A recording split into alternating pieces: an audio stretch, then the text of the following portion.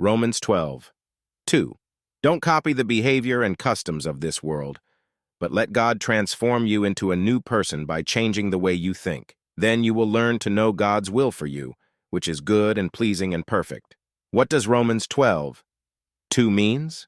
Paul is urging Christians to respond to God's mercy, His forgiveness of our sin, and His inclusion of us in His family. The appropriate reaction would be offering to Him our entire lives as a form of living, breathing sacrifice. Next, Paul writes that we must no longer be conformed to the world. The word world is often used in the New Testament to refer to the world system, or the way that every human being lives by default.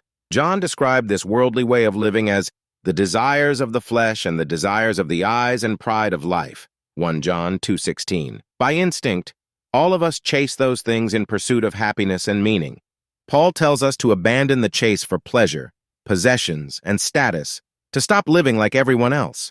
Instead, he urges us to be transformed from the inside out. Specifically, he writes that we must be changed in how we think, to have our minds renewed so that we can begin to understand God's will for our lives. God may continue to provide us with pleasure, possessions, and status in various forms, but he urges us to learn how to look at life with a new question. What does God want for me? What is truly a good, acceptable, and perfect use of my life for his purposes and not just for my own?